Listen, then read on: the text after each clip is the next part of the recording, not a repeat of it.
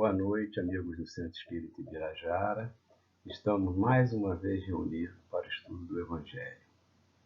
Hoje nós vamos estudar a passagem Bem-aventurados misericordiosos, porque alcançarão a misericórdia. Está em Mateus 5, 7. Essa parte faz parte do Sermão do Monte. E a gente vai falar, está dentro das bem-aventuranças. A gente tem que lembrar a importância do Sermão do Monte, que muitos autores alertam que se perdesse toda a biografia escrita sobre a passagem do Cristo na Terra e permanecesse só essa passagem do Sermão do Monte, nós poderíamos, atuando, cumprindo os ensinamentos, executar perfeitamente a nossa evolução espiritual, porque ela sintetiza toda a mensagem do Evangelho de Cristo. Então, nós vamos falando, como eu disse antes, das bem-aventuranças. Essa passagem está escrita em Mateus e Lucas. E é sempre bom a gente entender um contexto do Evangelho, porque os evangelistas, por vezes, descrevem os fatos de forma um pouco diferente. Nós temos que lembrar que cada um descreve sob a sua ótica, sobre seus conhecimentos pessoais, sobre o que ele sentia perante aqueles acontecimentos muito contados, não vivenciados por eles. Assim como nós, né? Quando vemos um fato, várias pessoas, cada um vai descrever o mesmo fato de acordo com a sua visão. E tem até uma forma de ensino diferente, que um vai contando para o outro, e no final conta para o primeiro, que tinha um laudo escrito, a gente vai vendo que a história foi se modificando a cada um. Não é uma coisa intencional, mas é a visão, a importância que cada um dá a determinado fato naquele evento. Então é uma coisa natural. E isso não deixaria de acontecer com os evangelistas. Mas o estudo, eu sempre ponho no início, a gente vai usar Carlos Pastorino, vai usar Richard Simonetti e vai usar Rodolfo Caligares. Rodolfo Caligares é o Sermão do Monte, da Montanha, Pastorino é o Evangelho, né? O Richard Simonetti é o Sermão do Monte. Então, a gente vai vendo, Pastorino diz, relata. Em Mateus, ele diz, vendo ele as multidões, subiu ao monte. Então, Jesus se elevou, fez uma ascensão. Em Lucas diz, desceu da montanha para um lugar plano. Então ele fez um movimento de descenso. Não que ele tenha saído desse plano elevado, mas ele desceu a um platô, né? Palavra tão em moda agora, mas ainda dentro da montanha. E isso tem um significado bastante interessante quando a gente revê para quem Mateus falava e quem Lucas falava. Mateus falava para os judeus e Lucas falava para os gentios. Então, Mateus, Jesus, quando falava na parte elevada do monte, elevadamente, ele se dirigia para as individualidades, aos espíritos.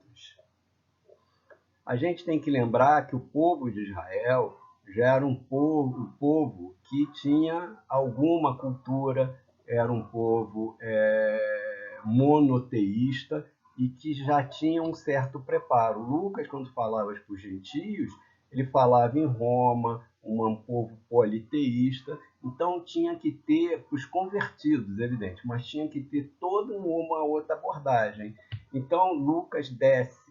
Então Lucas se dirige a Jesus, as personalidades. Ele facilita o seu ensino, ele desce a um lugar plano. Então Lucas tinha que falar mesmo com as personas, porque era um povo ainda politeísta, com todas essas alterações. Então, ali ele tinha que facilitar o seu entendimento para a aceitação das mensagens de Cristo. São diferenças pequenas, mas que chamam sempre a atenção da riqueza do Evangelho, da necessidade de nós lermos de fato o Novo Testamento, voltarmos aos ensinamentos, evidentemente não abandonando o Evangelho segundo o Espiritismo, que é a nossa base doutrinária. Bom, então a gente vai ver o que é misericórdia. Misericórdia é a junção de duas palavras em latim. Miseratio, que é compaixão, e cordis, compaixão. Então, misericórdia é a compaixão que nós carregamos nos nossos corações. O misericordioso é aquele que perdoa os pecados, ou crimes, ou ofensas. Ele é clemente, indulgente e magnânimo. Porque, na realidade, muitas vezes nós vamos ver, na misericórdia, não na necessidade existe um pecado, um crime, uma ofensa direta à pessoa. Então, é muito importante essa palavra indulgente. Magnânimo é, assim, muito elevado, né? Nós sermos magnânimos. Ainda é muito complicado para nós. Bom, e o que é ser misericordioso, de acordo com Rodolfo Caligares no Sermão da Montanha? É compadecer-nos da miséria alheia, seja ela material, nas formas da indigência, do abandono, da enfermidade, seja da miséria espiritual, caracterizada pelas 1001 facetas da imperfeição humana. Então, o ser misericordioso é trazer essa compaixão, né, para ajuda, para que seja ela material aos abandonados, aos enfermos, aos indigentes, ao que passam por problemas espirituais, né, que são 1000 dificuldades que a gente ainda carrega e que todos nós carregamos, né? Porque todo dia, quando a gente reza o Pai Nosso, a gente pede perdão às ofensas, né? Porque nós ainda ofendemos. Então, nós ainda precisamos, né, ser misericordiosos e para podermos receber a misericórdia. Uma coisa é ligada à outra. Se nós não conseguimos ser misericordiosos, como cobraremos a misericórdia com os outros, né? Se nós não olhamos para todos os dias nas nossas atitudes que muitas vezes nos passam despercebidas, de ofensas a outro, de incômodos a outro, porque a gente sempre lembra do que o outro incomodou a gente, mas a gente geralmente não lembra do que incomodamos, né? Como diz Santo Agostinho, no final do dia, nós devíamos parar para fazer essa reflexão, para nós nos analisarmos o que nós fizemos durante esse todo dia e se tinha um motivo para a gente pensar em pedir perdão, em pedir misericordiosa. Isso eu acho que está cheio durante nossas reflexões, né? Mas é muito importante esse reconhecimento e a nossa proposta de, no dia seguinte ao acordarmos, sermos melhores que no dia anterior.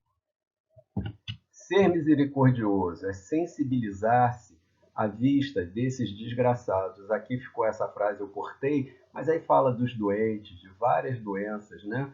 E ele fala da pessoa que tem Hansen, que tem várias patologias, cuja existência se constitui numa sessão ininterrupta de dores. E a função do misericordioso é ajudar a minorá-las com os recursos de nossa bolsa. Quer dizer, a gente pode fazer a parte material, mas melhor ainda, com o bálsamo de nossa simpatia, das palavras de conforto, o encorajamento, as preces e vibrações que façamos em seu benefício. Nesse momento, a gente sabe que nesse distanciamento social, muito trabalho está sendo feito. Muitos de nós, por algumas dificuldades, pela idade, por sermos fatores de risco, nos afastamos, mas nós podemos continuar ajudando, sejam com recursos materiais, com um telefonema, uma palavra de encorajamento, as participações das preces, das irradiações. Tudo isso faz parte dessa misericórdia e o benefício que a gente traz ao outro nesse momento.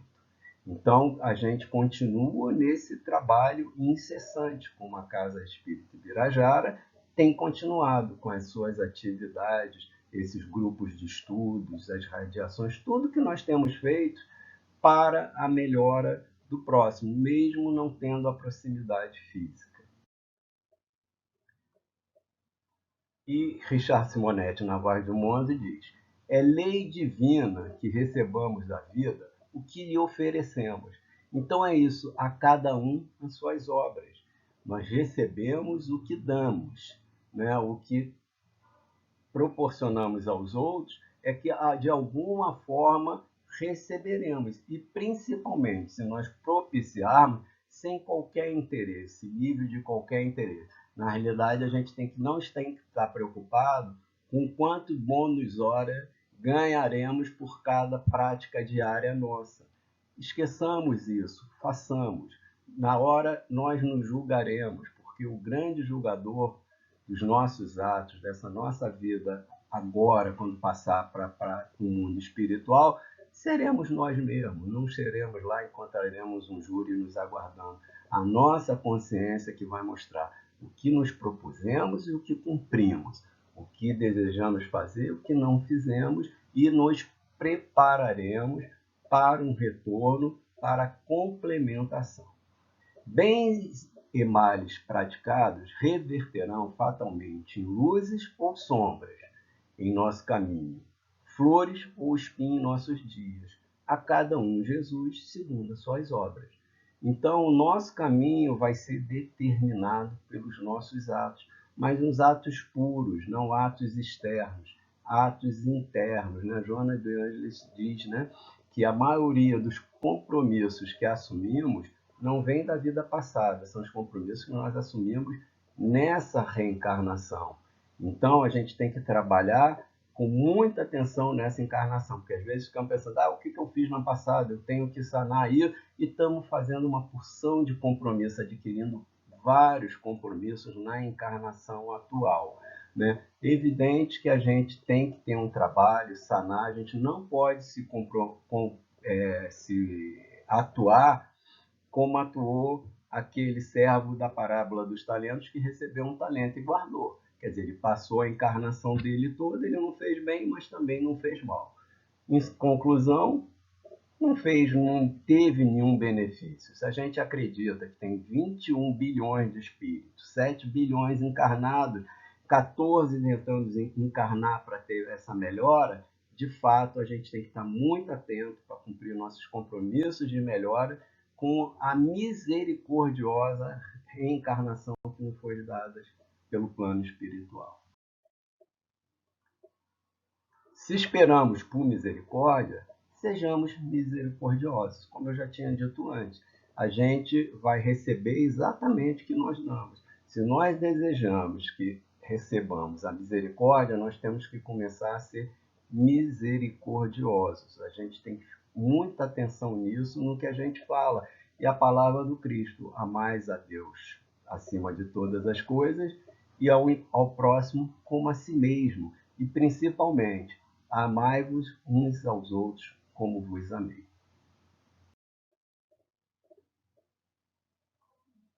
A ação individual gera um comportamento coletivo. Então, muitas vezes, nós não conseguimos entender como um ato nosso é importante. Às vezes a gente diz, mas vou fazer isso só eu. É tão simples, eu não estou ajudando nada.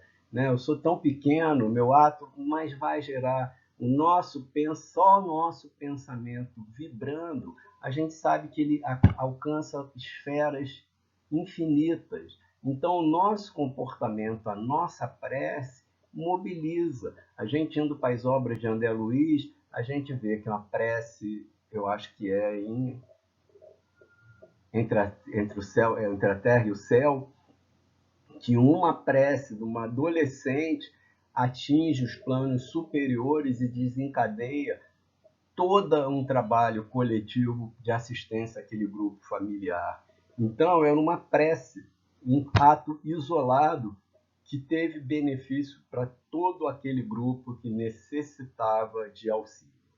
A soma das tendências dos cidadãos forma a personalidade dos povos. É isso.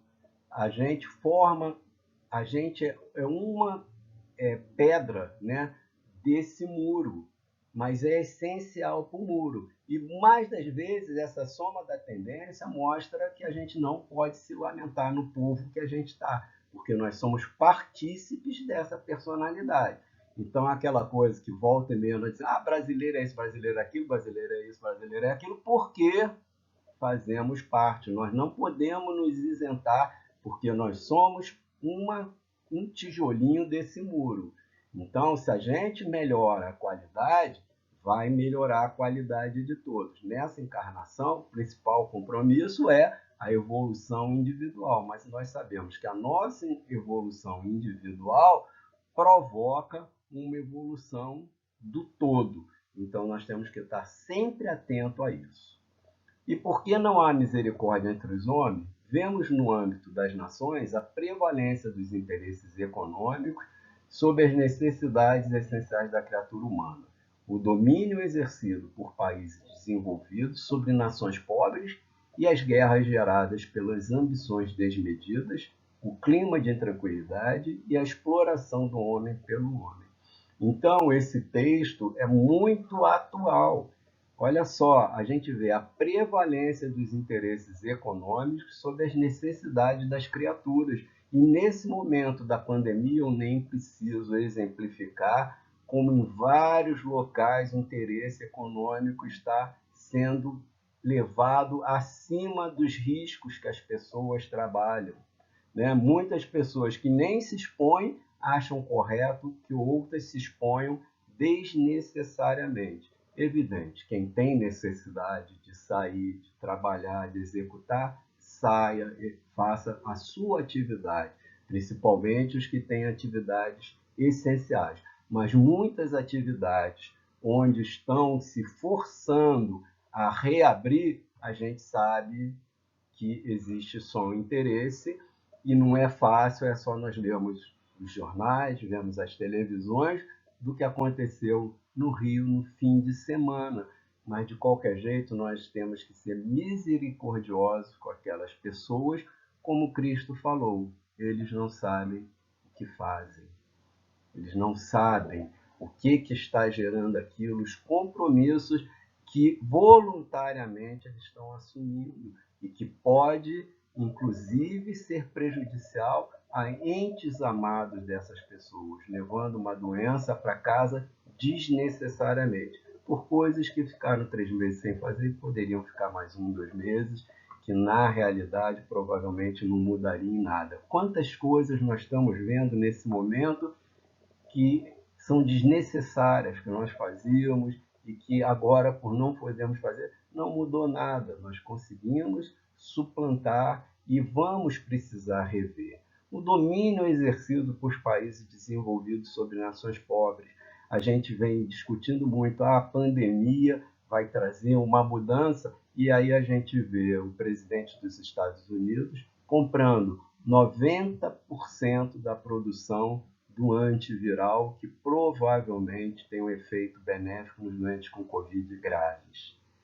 Ele comprou 90% da toda a produção mundial. É isso. Ele exercendo o domínio que os Estados Unidos, no caso, né, aquela nação, uma nação rica, privando todas as nações pobres da chance do benefício. E lembrando que isso provavelmente vai acontecer com a vacina também. Então, é muito angustiante e a gente tem que pensar muito nisso, nessa, como diz, quando ultrapassarmos a pandemia, sairemos muito diferentes se nós nos modificarmos em algumas coisas, que a gente sabe que a modificação, a transformação íntima, não vai ser feito em 3, 4 meses. Mas aí a gente vê, né, o sorriso dessas crianças e a gente lembra. A lição fundamental que ainda não foi devidamente assimilada pela humanidade. Há uma lição fundamental que ainda não foi devidamente assimilada pela humanidade. Somente possuímos o que damos. Apenas o desprendimento de nós mesmos em doação de trabalho e interesse pelo próximo. Acumula valores imperecíveis que rende felicidade para sempre. Não há alegria legítima e duradoura senão aquela que se reflete no sorriso colocado em lábios alheios. Se muita gente transita acabrunhada e triste pela terra, é porque há escassez de misericórdia em seus corações. Então, isso é um alerta muito importante que Simonete traz na Voz do Monte, que é isso, nós damos o que nós possuímos. Nós temos que nos desprender de nós mesmos, como o moço rico, né? Ele já fazia todos os mandamentos, mas ele ainda não conseguia se desprender totalmente de bens materiais, da vaidade, do orgulho de ser um guerreiro, um representante do povo. E naquele momento ele não consegue seguir Cristo porque ele não tinha esse entendimento. Ele ainda não era o tempo dele, né? E a gente vê que a alegria legítima é aquela que dura, né? Que vai trazer o sorriso, que vai trazer amizade, que vai trazer essa irradiação de bem-estar a todos. E aqui ele traz mais uma vez, se a gente ainda está transitando no mundo de prova e expiação, a gente vai ver que ainda há escassez de misericórdia em nossos corações.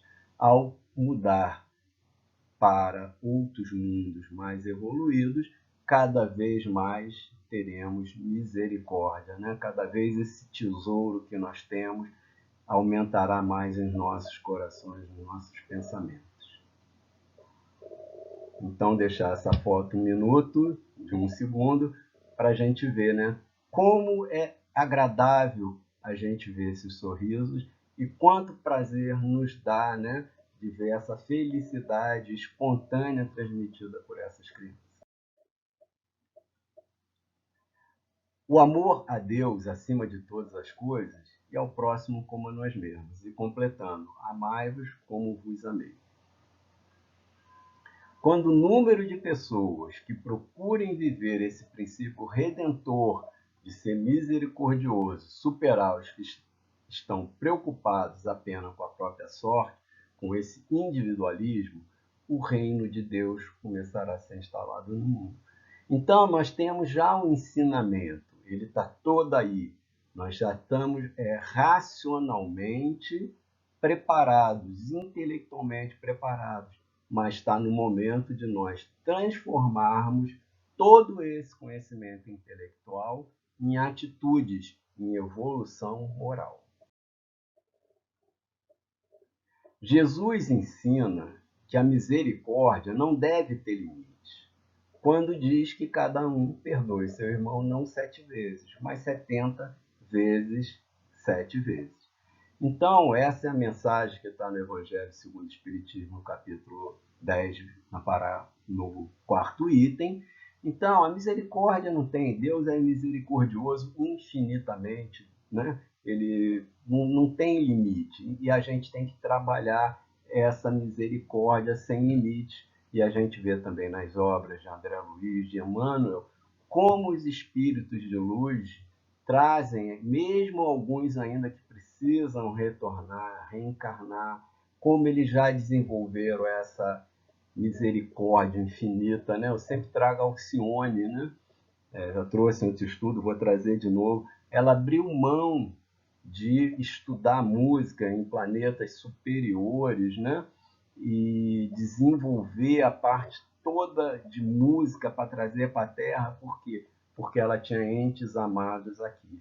E ela, mesmo sabendo dos riscos que ela teria ao reencarnar, em nenhum momento ela titubeou como jovem rico. Por quê? Porque ela já tinha misericórdia desenvolvida. O ódio e o rancor denotam uma alma sem elevação nem grandeza. Isso é verdade, né? Ontem no Evangelho do Lar, nós estamos lá, eu e Leila lemos sobre a vingança, que é uma das coisas mais primitivas. E muitas vezes a gente ainda traz isso, né? E às vezes até por ofensas tão pequenas, coisas tão pequenas, e aquilo fica incomodando. Ainda bem que hoje a gente pensa e não executa. Nós já passamos pelo momento que nós pensávamos e executávamos. Hoje a gente já pensa, consegue dizer: estou indo por uma vibração muito ruim, vou parar, vou me restabelecer, ler um livro, ouvir uma prece, fazer uma prece, ver um estudo, para acalmar as nossas mentes e sair dessa vibração, que a gente sabe que só vai crescendo, porque isso é um convite a outros irmãos que também estão nessa vibração e vão se aproximando. E aí vai só fermentando. Chega uma hora que, de fato, a gente não tem controle, então a gente tem que, logo no início, mudar a nosso nível vibracional. O esquecimento das ofensas é próprio das almas elevadas, que paira acima dos golpes que lhe possam desferir. Uma é sempre ansiosa, de sombria suscetibilidade, e cheia de fé. A outra é calma, toda mansidão e caridade. É aquilo. Né? O que a gente faz que Jesus se preocupa? O que a gente faz que atinge ele? Nada. Ele é uma alma muito elevada. Nós não ferimos a suscetibilidade dele, por isso que ele está sempre ao nosso lado. Ele está sempre nos socorrendo, sempre trazendo a misericórdia divina, porque nada que façamos o atinge. Nós ainda temos uma grande dificuldade desse esquecimento das ofensas, de trabalhar com isso, né? Então a gente está sempre nessa ansiedade, enquanto os irmãos mais evoluídos já têm essa mansidão, essa caridade. Mas é essas propostas que temos nas nossas reencarnações, e a cada uma sanando uma dificuldade, né? Sempre não é reencarnação, não é punição, é benefício, é a chance de reiniciar uma nova caminhada, iniciar sem, como a gente já viu num dos estudos que eu fiz anterior, sem a lembrança do que aconteceu anteriormente, exatamente para a gente exercer da forma mais livre possível nosso livre-arbítrio. Bom, mas quando a gente fala em perdoar, tem duas maneiras de perdoar, né? Misericórdia é muito mais amplo que o perdão. A gente vai ver até um exemplo, mas aqui no Evangelho, nessa parte, fala também da misericórdia como perdão. Então, a gente tem a seguinte forma de perdoar: grande, nobre, verdadeiramente generosa, sem pensamentos ocultos, que evita com delicadeza ferir o amor próprio e a suscetibilidade do adversário, ainda quando este último nenhuma justificativa possa ter. Então, essa é a maneira certa, sem humilhar, né? Sem nos demonstrarmos superiores, porque até não somos. Então, a gente não tem que ferir o amor próprio. Estou te perdoando, viu como é que eu sou bonzinho? Aprende, hein? Né? Humilha bem, né? Deixa, aí quando ele está bem cabisbaixo, a gente sai feliz. Isso não é perdão. Isso não é uma misericórdia, não é uma caridade. Né? Mas muitas das vezes a gente vê isso, né? As pessoas se perdoando, mas com socos ingleses na mão, preparando isso, a vingança, de forma com subterfúgios, de formas traiçoeiras. Né? E essa é a segunda forma do perdão.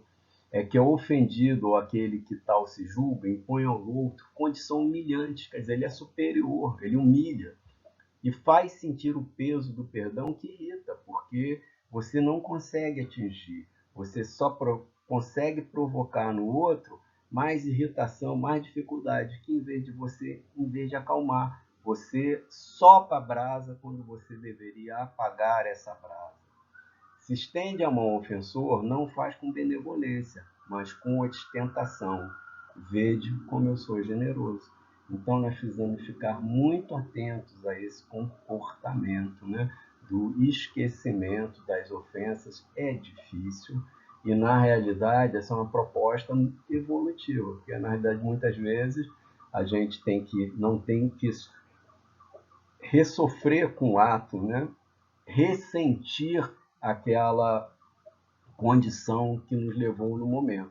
Mas muitas vezes não é só esquecer, porque quando a gente ainda esquecer, a gente pode de novo errar. Então a gente não tem que tem que entender. Aconteceu, passou, perdoei e sei o que aconteceu, né? Não deixo que aconteça de novo, mas em nenhum momento humilhar a quem nós estamos nos propondo a perdoar. Em toda contenda, aquele que se mostra mais conciliador, que demonstra mais desinteresse, caridade e verdadeira grandeza d'alma, granjeará sempre a simpatia das pessoas imparciais. Então, devemos nos preocupar pouco, porque a pessoa mais imparcial que está vendo é a pessoa que interessa a gente. Então, não nos preocupamos também em nos mostrarmos conciliadores, sejamos conciliadores para que exista a verdadeira caridade, o verdadeiro amor e a verdadeira união entre as pessoas, que possamos, de fato, exercer o nosso compromisso de ser irmãos em Cristo, né? Filhos do mesmo Pai. E agora, rapidamente, para fechar, que já está com 30 minutos, eu vou trazer uma palavra que fala muito sobre a misericórdia e vou ler rapidamente, ou vou pegar só algumas partes, que é a parábola do bom samaritano, que vale a pena ler. E a gente vê a primeira coisa: um homem descia de Jerusalém a Jericó. Então, se a gente volta para o início, a gente vê que isso é uma descida que pode ser material, um caminho material. Quando caiu na mão de assaltantes, eles lhes tiraram as roupas, espancaram-no e se foram, deixando quase morto. Aconteceu que, descendo de novo, indo para a materialidade, pela mesma estrada, um sacerdote, quando viu o homem, passou pelo lado. Tem um estudo do Haroldo Dutra que fala que é uma forma muito interessante, que os sacerdotes passavam vários dias se preparando e se eles tocassem em qualquer coisa morta, eles perdiam toda a preparação. E muitos desses sacerdotes, as coisas orgânicas que eram doadas ao templo, eles voltavam levando para sua casa esses víveres para a alimentação dos seus familiares. Quando viu um homem, passou pelo lado. Assim também um levita, quando chegou ao lugar e viu, passou pelo outro lado. Também um doutor da lei, que já conhecia. Mas um samaritano, então Jesus frisa bem isso, ele estava falando com o doutor da lei, que perguntou quem era o nosso próximo. Estando de viagem, chegou esse homem, encontra-o. Quando viu, teve piedade, ele também teve misericórdia. O samaritano viu esse homem caído, ele não se preocupou de saber se ele era um sacerdote, se ele era um levita ou se ele era um samaritano. Porque a gente sabe que os samaritanos e os judeus, né, de Jerusalém tinham grandes dificuldades. Eles eram um ramo comum que se separaram, mas os samaritanos tinham seus templos próprios, tinham uma visão diferente das leis mosaicas, né, da lei gerais mosaicas, né? E eles não se entendiam, né? Então, mas Jesus traz exatamente nesse ensinamento o samaritano, que era na visão dos judeus que transitava pelo lado errado da vida, né? E ele teve piedade. E ele trata desse homem, cuida daquele homem, leva esse homem para uma hospedagem, paga a hospedagem, pede que cuide dele, dá o dinheiro e fala que voltaria mais tarde para, se tivesse que pagar alguma coisa. E ao final, Jesus pergunta: qual desses três você acha que foi o próximo do homem que caiu nas mãos do assaltante? E aí responde o perito na lei: aquele que teve misericórdia dele. Então Jesus responde isso, que ele é o perito da lei, né? E disse, não, o perito da lei aí no caso era o sacerdote que estava estudando, e ele fala: vá e faça você mesmo. Então essa parábola, te falar um pouquinho por causa do tempo, é um ensinamento muito grande sobre a misericórdia. E eu vou acabar aqui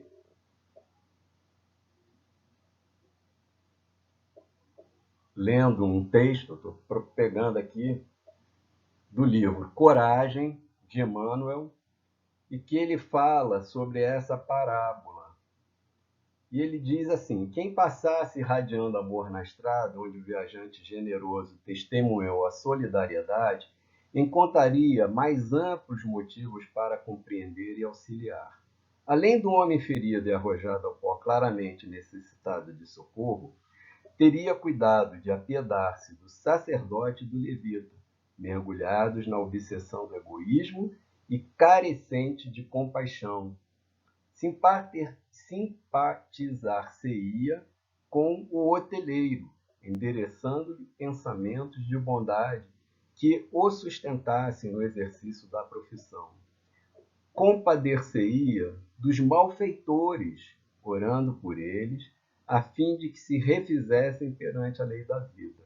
E, tanto quanto possível, ampararia a vítima dos ladrões, estendendo igualmente as mãos operosas e amigas ao samaritano da caridade, para que não lhe esmorecesse as energias na tarefa do bem. Para Deus, todos somos filhos abençoados e eternos, mas enquanto a misericórdia não se nos fixar nos domínios do coração em verdade, não teremos atingido o caminho da paz e o reino do amor. Emmanuel sempre trazendo os ensinamentos belíssimos a gente, né? E para esse momento, né, quando a gente às vezes chega nessa janela e vemos essa escuridão, eu vou trazer a palavra esperança, que é um substantivo feminino que indica o ato de esperar alguma coisa. Pode ser também um sinônimo de confiança. Ter esperança é acreditar que alguma coisa muito desejada vai acontecer.